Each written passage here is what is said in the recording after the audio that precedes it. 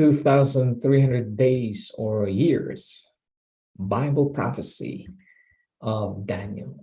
Hello, and I would like to welcome you to our message for the hour, and I'm grateful that you have joined me today as I review this article from www.times-prophecy.org. Before I do read this article, I would like us to pray. Father in heaven, guide our minds and our hearts that we may understand this prophetic timeline. In your Son's name I pray, Jesus the Messiah, amen. Let me share to you now the article. In conjunction with this article or page, please see the other page, was the atonement finished at the cross. The 2,300-day prophecy in Daniel is the longest time prophecy in the Bible, and is of vital importance to understand. And yet, the truth of this important prophecy is rarely heard today. But on this page, you will see this great prophecy come to light. Please prayerfully study the subject and ask God to guide you. Daniel 8, verses 13 and 14. Then I heard one saint speaking, and another saint said unto that certain saint which spake, how long shall be the vision concerning the daily sacrifice and the transgression of desolation, to give both the sanctuary and the host to be trodden under foot? And he said, unto 2,300 days, then shall the sanctuary be cleansed. There are two sanctuaries mentioned in Daniel 8. In verse 1, we have Mikdash, which can be a sanctuary dedicated to either God or an idol. And in verses 13 and 14, we have Kodesh, which refers specifically to a holy place of God. So the sanctuary to be cleansed at the end of this 2,300-day time period, as mentioned above, refers to a holy place of God. We know that there is no longer an earthly sanctuary, which was used by the Levitical priesthood. So this sanctuary must be the original sanctuary in heaven, and where Jesus dwells and mediates for us, which Paul confirms in Hebrews 8 and 9. Let us confirm an important point first. The majority of other Christians believe that this prophecy relates to literal 2,300 days, and that it was fulfilled by Antiochus Epiphanes between 175 BC and 164 BC. But this cannot be right. If you read the vision in Daniel 8, you will see that it talks about a ram, a goat, and a little horn. And Gabriel actually confirms who the ram and goat represent. They represent Medo-Persia and Greece, which means that the horn that comes after them is Rome, both pagan and papal. You can see the page here why Antiochus Epiphanes cannot be the little horn of Daniel 8 for evidence of this. So what does this mean? Think about it. If the vision concerning 2,300 days includes Medo-Persia, Greece, and Rome, then the time frame of 2,300 days must be able to span those nations. Would 2,300 literal days span those nations? No, but 2,300 years would. And this also means that 2,300 days have to start sometime during the reign of Medo-Persia, because that is the first kingdom in the vision about the Lamb. The 2,300-day prophecy deals with both the daily and the transgression of desolation. If you read Daniel 8:13, the transgression of desolation is the same entity as the abomination of desolation, or abomination that make it desolate. It is the Roman power, which is also mentioned in Daniel 11:31. Speaking of papal Rome being put in a place of pagan Rome. So the 2,300 days has to cover both pagan and papal Rome, because this is the year in Daniel 8:13. How long? For both the daily and the transgression of desolation. Thus, the 2,300 days cannot be literal days, but prophetic years to be able to cover the period of both pagan and papal Rome. This is why the ram, the goat, Medo-Persia, and Greece are also mentioned in the vision, because they are included in the 2,300 300-year timeline. This also lines up with the fact that the 70 weeks prophecy of Daniel 9 is part of the 2,300-day vision. Because at the end of Daniel 8, it says that no one understood the 2,300-day vision. Then in Daniel 9, Gabriel says he has come to give Daniel understanding about the vision. What vision? The only one that is not understood is the 2,300 days. Gabriel then goes on to explain the 70 weeks prophecy, which everyone agrees is not 70 literal weeks or 490 days, but 490 years. So the 2,300 prophetic days also have to be years. And this falls in line with the day for a year principle in Bible prophecy.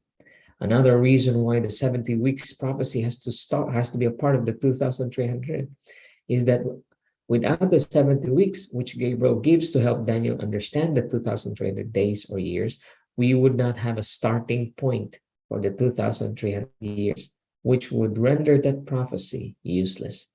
But with the 70 weeks, we have a starting date, the vision.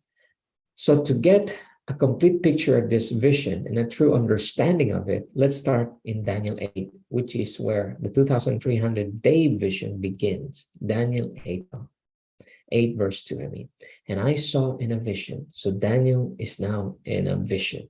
Verse 3, then I lifted up my eye and saw, and behold, there stood before the river a ram, which had 2 horns.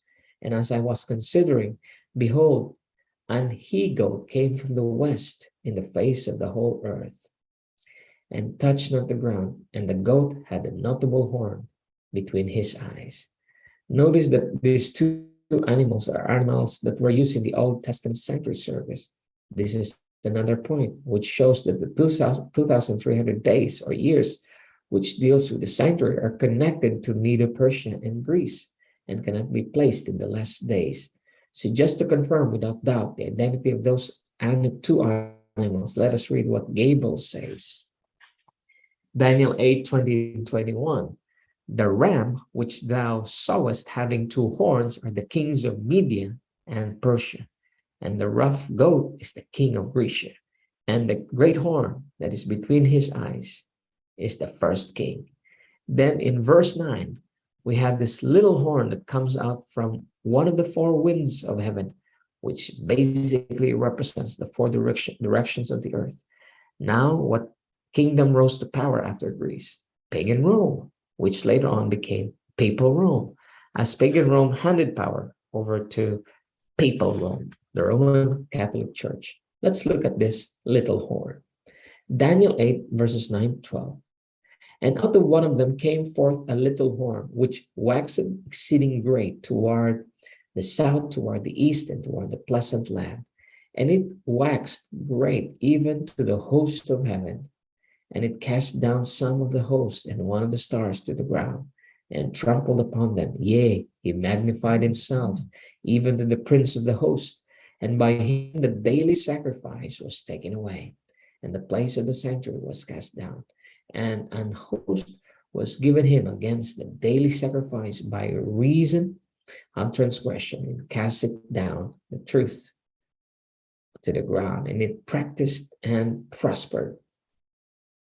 So this little horn, which rises after Greece, waxes exceeding great, coming from the west, and conquers lands in the south, the east, and also the pleasant land, which is Palestine.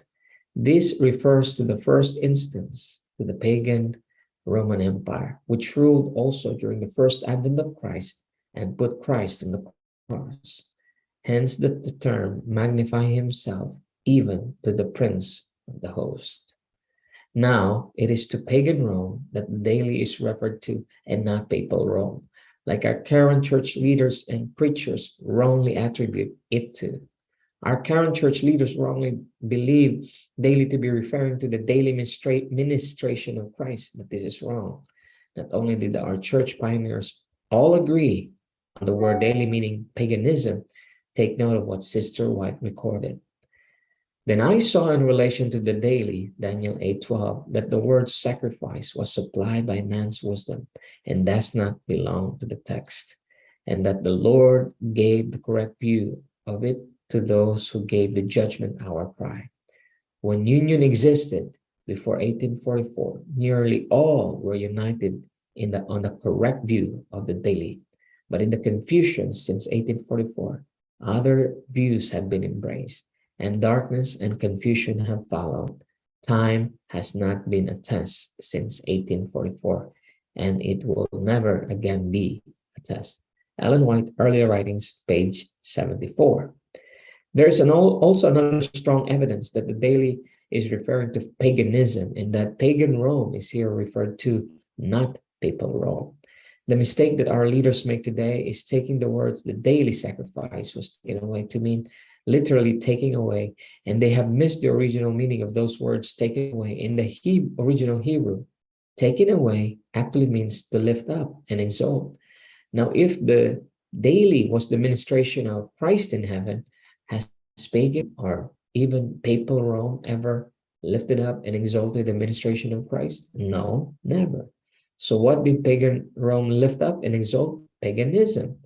This is the daily that was lifted up and exalted by Rome. The taking away of the daily is also mentioned in Daniel 11, verse 31 and Daniel 12, verse 11. But if you look at the original Hebrew for these two taken away verses, they are different to the one in Daniel 8, verse 11, and actually mean to remove. So whereas Daniel 8:11 is talking about the daily or paganism being lifted up and exalted, Daniel 11:31 and Daniel 12:11 confirm the removing of the daily, the paganism, to make way for papal supremacy. Daniel 12, verse 11. From the time that the daily paganism shall be removed from the abomination of desolation, the papacy, be in place, shall be 1,290 days. By 508 AD, the kings of Europe had turned from paganism to Catholicism. 508 plus 1290 equals 1798, the year the papacy received its wound. Revelation 13, verse 3. Daniel 12, verse 12. Blessed is he that waiteth and cometh to the 1,335 days. Again, going from the 508 AD minus equals plus 1335, equals 1843. This is the time when great light and truth was unfolding, and the three angels' messages of Revelation 14 were to begin being proclaimed through the new Advent movement. To confirm the ministration of Christ in the heavenly sanctuary has never been exalted by pagan or papal Rome. So the daily in Daniel 8:11 cannot be the ministration of Christ. There's only one thing that pagan and papal Rome has exalted, and that is paganism. In the same way, the daily in Daniel 11:31 and 12 verse 11 also cannot be the ministration of Christ, as these dailies were removed to set up abomination of desolation, the papacy. Christ's ministration cannot be removed by anyone. So again, what was removed to make way for the papacy? Paganism. But what about verse 11, where it says the place of the sanctuary was cast down? Is this not referring to God's sanctuary in heaven? No. The sanctuary here is the Hebrew word mikdash, which can mean a sanctuary for idols. And this is exactly what the sanctuary is, the Roman Pantheon. Emperor Constantine left the city of Rome and relocated the capital of his empire to Constantinople in the year 330 AD. As a result of this move, the city of Rome, of his sanctuary, the Pantheon, was cast down, and his seat, the city of Rome, was given to papal Rome. And before this, what did Constantine do around the year 324? The first act of government was the dispatch of an edict throughout the empire, exhorting his subjects to embrace Christianity. George Crowley, The Apocalypse of St. John, or Prophecy of the Rise, Progress, and Fall of the Roman Church, The Revolution of France, The Universal War, and the Final Triumph of Christianity, pages 66, 1838. So paganism was now being removed, as we will learn below, to set up the papal abomination. Now, verse 12 expands on this casting down of the pagan sanctuary. We see that a host was given against the daily or paganism. So we now have a transition from lifting up and exalting paganism in verse 11 to being against or replacing paganism. This is the transition from pagan Rome to papal Rome. Think about this. After his efforts through paganism to destroy the gospel message, could Satan continue to use paganism in its raw form to deceive the people of God? No. So Satan introduces a new power to the world, the papacy, which was a blending of paganism with Christianity. This way, Satan could lure the church into worshiping idols with the cloak of Christianity covering them. But the only way this new power, the papacy, could rule was to overpower paganism. And this is what had happened. The Apostle Paul spoke of this event, 2 Thessalonians chapter 2, verses 6 to 12. And now ye know that what withholdeth that he might be revealed in his time, for the mystery of iniquity doth already work. Only he who now letteth will let until he be taken out of the way, and then shall that wicked be revealed, whom the Lord shall consume with the spirit of his mouth, and shall destroy with the brightness of his coming, even him whose coming is after the working of Satan with all power and signs and lying wonders, and with all deceivableness of unrighteousness in them that perish, because they receive not the love of the truth, that they might be saved. For this cause God shall send them strong delusion, that they should believe in a lie, that they might be damned who believe not the truth, but have pleasure in unrighteousness. Paganism taken out of the way so that wicked, the papal church, that man of sin, could be revealed and gain supremacy. The host that is given against the daily in Daniel 8:12 is the same as what we will see in Daniel 11:31, where arms shall stand on his part to take away the daily.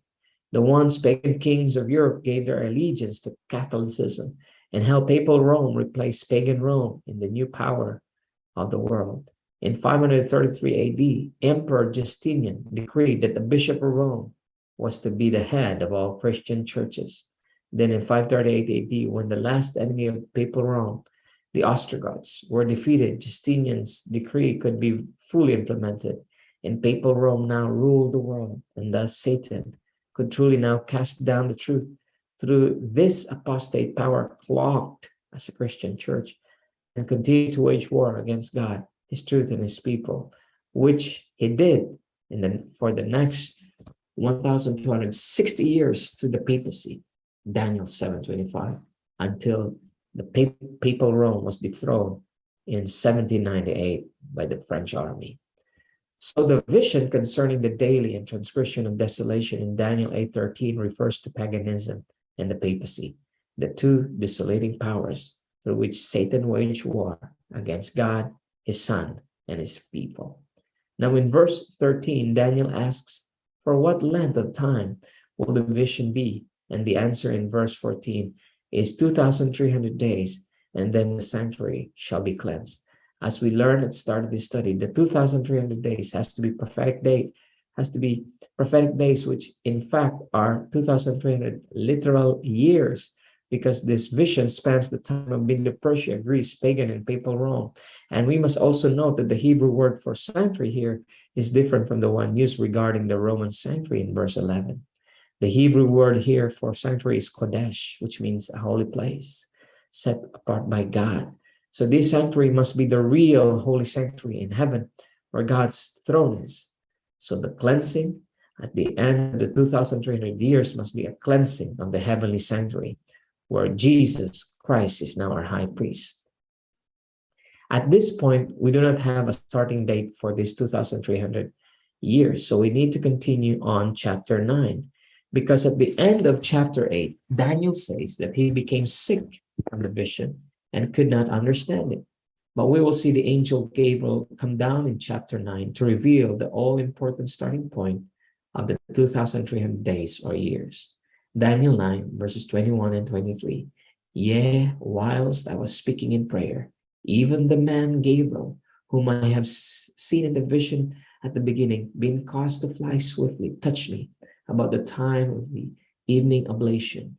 And he informed me and talked with me and said, "O Daniel, I am now come forth to give thee skill and understanding. At the beginning of thy supplications, the commandment come forth, and I am come to show thee, for thou art greatly beloved.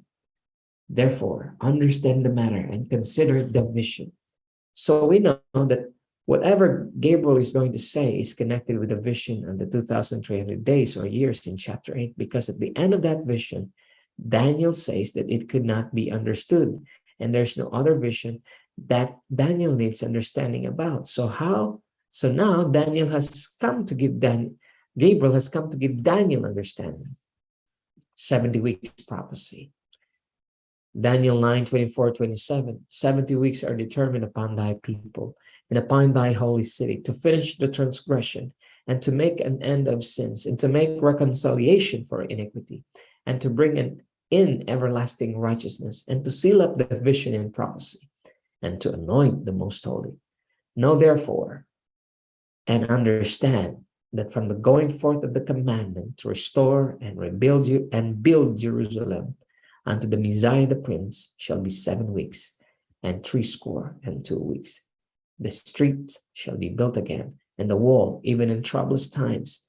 And after 62 weeks shall Messiah be cut off, but not for himself.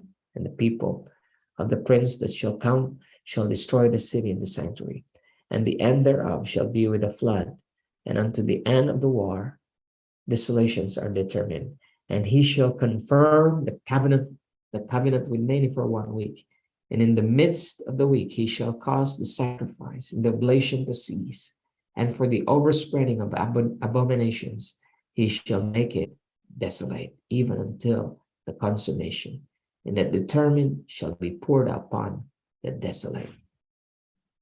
Now, this is what we needed to understand the 2,300 days or years as starting date. There's no other starting date in Daniel for the 2,300 years. And as stated above, Gabriel had come to give Daniel understanding about the vision concerning the 2,300. So this 70 weeks prophecy has to be connected with the 2,300.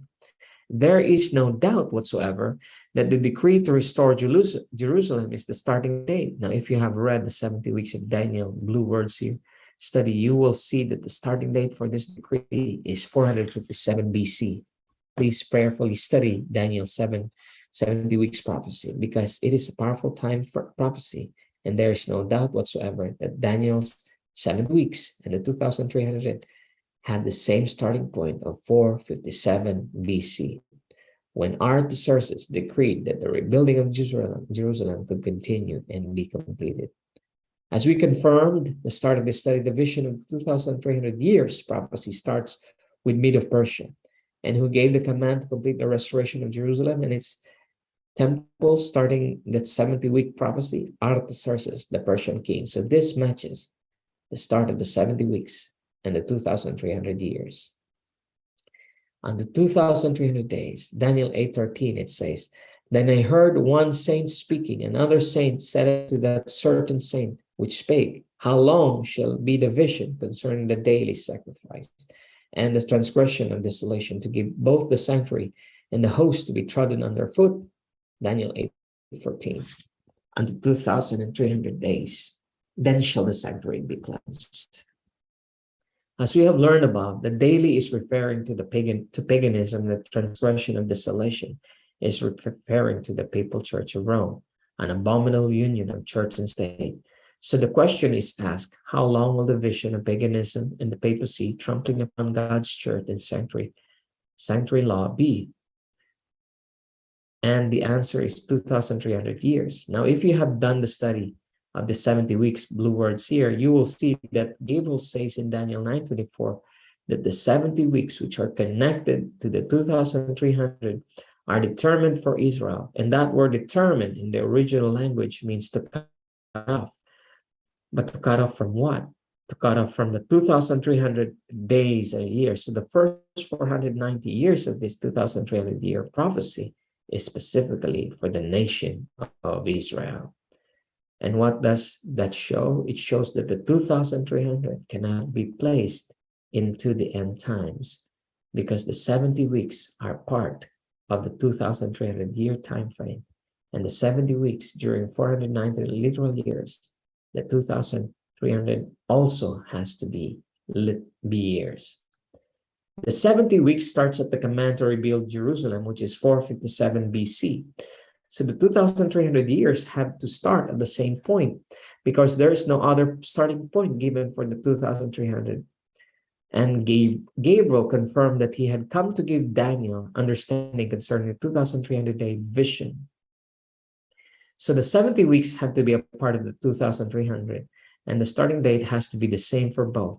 So going 2,300 years from 457 BC, we reach the date of when the sanctuary would be cleansed and when the truth would be restored, and that year is 1844. Note, as we have confirmed at the start of the study, the vision of 2,300 years prophecy starts with Medo-Persia. And who gave the command to complete restoration of Jerusalem and its temple, starting 70 weeks prophecy? Artaxerxes, the Persian king. So this matches the start of the 70 weeks and the 2,300 years. So after 2,300 years of suppression by pagan powers, the daily and the papacy, a transgression of desolation, God was to do something. He was going to lift the oppression of paganism and papacy and restore the truth to his remnant people. He was also, as the scripture says, going to cleanse the sanctuary, the heavenly sanctuary. At the start of the 19th century, a man called William Miller, a Baptist, came to the truth about the 2,300-day prophecy that it would come to an end in 1844. Now, because the word sanctuary in this prophecy was widely accepted as meaning the earth, when William Miller believed that the cleansing of the sanctuary meant the earth would be cleansed, meaning Christ would return then. So he started preaching this, and many people came out of the different denominations to join this new Advent movement, expecting Christ to return in 1844. When Christ did not return in 1844, the believers went through a bitter disappointment. And although many left that movement, a remnant remained to restudy that prophecy because they knew that they had the right year, 1844. After careful study of this prophecy in Hebrews 8 and 9, they realized that the sanctuary wasn't the earth, but rather the original sanctuary in heaven, where Christ intercedes for us, upon which the earthly Old Testament sanctuary was a copy. These believers then came to the truth that Jesus has moved into the most holy place of the heavenly sanctuary to begin judging the world, which Daniel 7:13 confirms, just as the earthly high priest would move into the most holy place in the Day of Atonement to cleanse the earthly sanctuary of the people's sins. Christ moved into the most holy place of the heavenly sanctuary to begin cleansing it and begin judgment. Hence the phrase, unto 2,300 days, then the sanctuary shall be cleansed. You can read in Hebrews 8 and 9 about Christ's role as our high priest. Now, because of this wrong application of the event in 1844, thinking that Christ would return, many Christians today say that it shows the Advent movement was a false one and not of God. Well, what they don't realize that this event was actually prophesied to happen to God's people. Revelation 10, verses 1 to 11. And I saw another mighty angel came down from heaven, and he had in his hand a little book open, and said, Go and take the little book which is open in the hand of the angel. And I went unto the angel and said unto him, Give me the little book. And he said unto me, Take it and eat it up, and it shall make thy belly bitter, but it shall be in thy mouth sweet as honey. And I took the little book out of the angel's hand and ate it up, and it was in my mouth so sweet as honey. And as soon as I had eaten it, my belly was bitter. And he said unto me, Thou must prophesy again before many peoples and nations and tongues and kings. What little book could this be referring to? Well, there was only one that had been closed and sealed, and that was the prophecy of Daniel, specifically the 2,300-day vision, Daniel 8:6. And during the time of William Miller, this prophecy was opened. And what happened when William Miller and his followers ate this prophecy? It was sweet in their mouths, the coming of Christ in 1840, but bitter in their belly. Christ didn't return. Then they were to discover the truth and take the truth to the world through the new Advent movement that was formed, prophesy again before many peoples and nations and tongues and kings. Now, when this group of Advent believers in 1844 came to the truth about the time of judgment, beginning, they saw within the most holy place in heaven the ark of God's covenant, Revelation 11:19. And the temple of God was opened in heaven, and there was seen in his temple the ark of covenant. And there were lightnings and voices and thunderings and an earthquake and great hail. And what is inside God's ark of his covenant? The ark of his testament covenant, the 10 commandments. Many lost truths at the hands of the Roman Catholic Church had been restored during the Protestant Reformation, but now the truth of the 10 commandments, God's great moral law of love, including the Sabbath day truth, the three angels' messages, and many other truths had been finally restored and revealed. And God now had an end-time church with the full truth of the everlasting gospel, which could now be proclaimed to the world before Jesus returns at the second coming. This Advent movement in 1863 became known as the Seventh-day Adventist Church. The midnight cry has been sounded. Jesus has gone into the wedding to receive his kingdom. And the world is now being judged to see who is worthy to be his guest. We must follow Christ by faith into the most holy place of the heavenly sanctuary, where we can receive of Christ's righteousness and have the right clothing. Are we the wise or foolish virgins?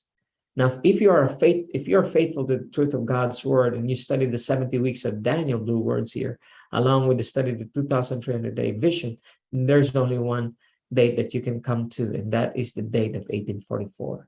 And what began during this time? The Adventist movement, which, after the great disappointment of not seeing Christ return, came to the truth that Christ had entered into the most holy place to begin judgment, and that the law of God, the 10 commandments, including the Sabbath commandment, was still binding upon everyone. This shows the Adventist movement to be ordained of God. Revelation 14, verse 7. Fear God and give glory to him, for the hour of his judgment is come, and worship him that made heaven and earth, the sea, and the fountains of the waters. Daniel 7, verses 9, 10, and 13. And I beheld till the thrones were cast down, and the Ancient of Days did sit, whose garment was white as snow, and the hair of his head like the pure wool. His throne was like the fiery flame, and his wheels as burning fire. A fire stream issued, it came forth from before him. Thousands ministered unto him, and 10,000 times 10,000 stood before him. The judgment was set, and the books were opened. And I saw in the night visions, and behold, one like the Son of Man came with the clouds of heaven, and came to the Ancient of Days, and they brought him near before him. This is the great scene of Christ Jesus moving into the most holy place in the heavenly sanctuary to begin judgment. And the faithful few Seventh-day Adventists who are left, not the General Conference-led church, which has fallen into apostasy, are the only ones preaching this end-time prophecy. God now has his end-time remnant church to proclaim the three angels' messages and the everlasting gospel to the world. Are you part of God's remnant church? Christ is pleading for us in the judgment. Are you giving your all for him today? Come out, Babylon, and come to the foot of the cross now and give your all for Jesus. May God